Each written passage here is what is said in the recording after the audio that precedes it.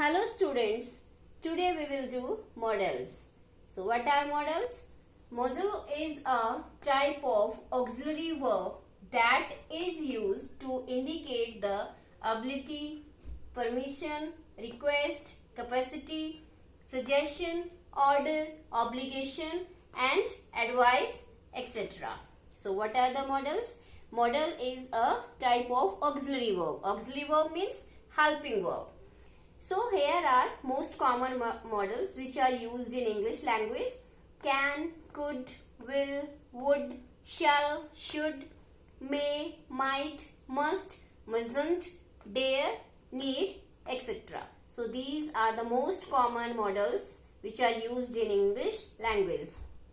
So now let us discuss the features of these modals. First feature is they are always used with the main verb. They are always used with the main verb, not alone. For example, he can play piano. So here can is the modal auxiliary and play is the main verb. So here it is clear that modal auxiliaries are always used with the main verb. Next feature is they are always followed by the first form of the verb. They take V1, first form of verb always. For example, you should obey your parents. So here should is modal auxiliary, obey is first form of verb. The next example is you may go now. So here may is modal auxiliary and go is V1, verb's first form. So now we came to know that modal auxiliaries are always used with the main verb and they are always followed by the first form of the verb. Okay. Next we will do uses of modals. So first is can. Can shows ability, request and suggestion. For example, I can draw this painting. So here can is showing the ability.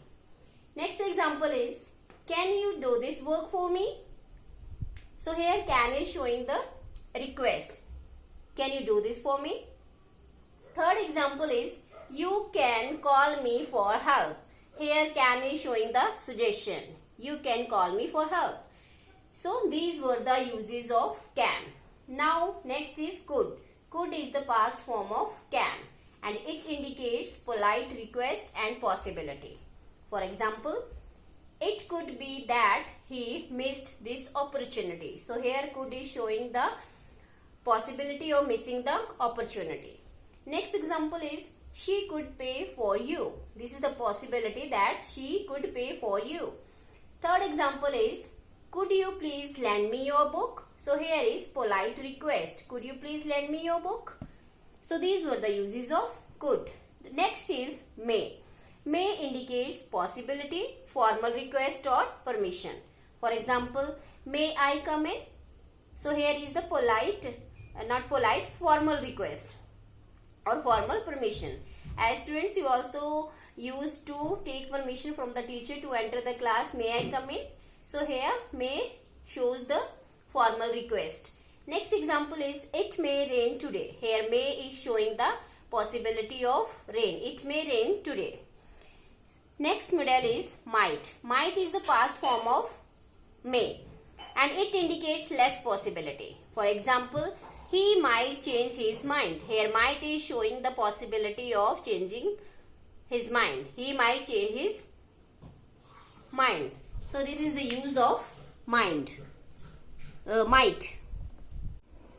Next is must. Must indicates obligation, compulsion and certainty. For example, you must obey the traffic rules. So it is the compulsion to obey the traffic rules. Next example is it must be dark outside. So here is the certainty that it must be dark outside. So these are the uses of must. Must indicates obligation and compulsion or certainty. Next is must not.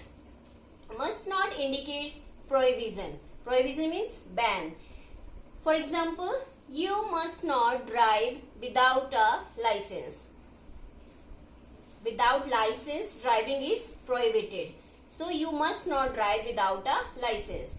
Next example is, you must not smoke at public places. So smoking at public places is also prohibited. So you must not smoke at public places. Next model is shall.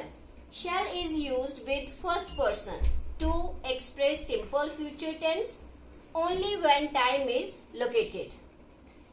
When shall is used?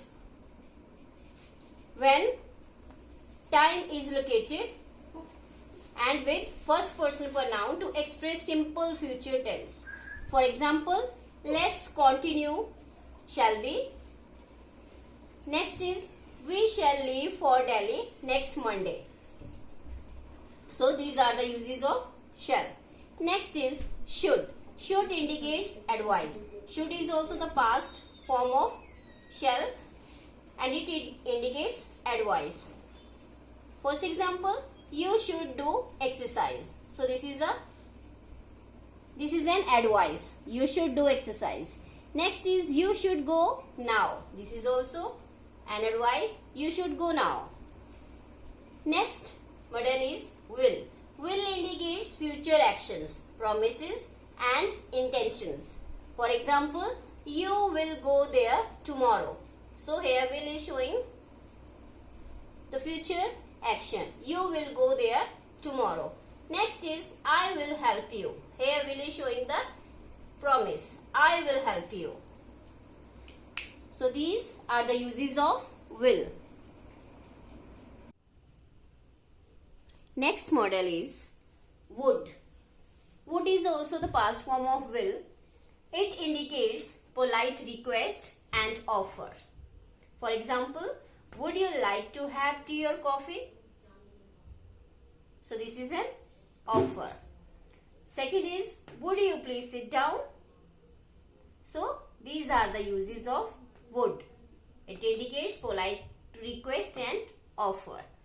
Next is dare. Dare expresses the meaning of enough to do something. Dare expresses the meaning of enough to do something or to challenge, and it is normally used in negative and interrogative sentences only. For example, how dare you to take my pen? And second example is, don't dare to say it was her fault. So these are the uses of dare. Dare is used in the negative and interrogative sense, and it expresses the dare. How dare you to take my pen? Like, don't dare to say it was her fault. Clear? Next is need. Need shows the need. It shows the need as its meaning is, what mostly in negative form. It expresses absence of necessity. For example, we need not to worry. Need is also used in negative form. As dare is used in negative, need is also used in negative form. We need not to worry. Next example is, you need not mention this to your friend. So these are the uses of need.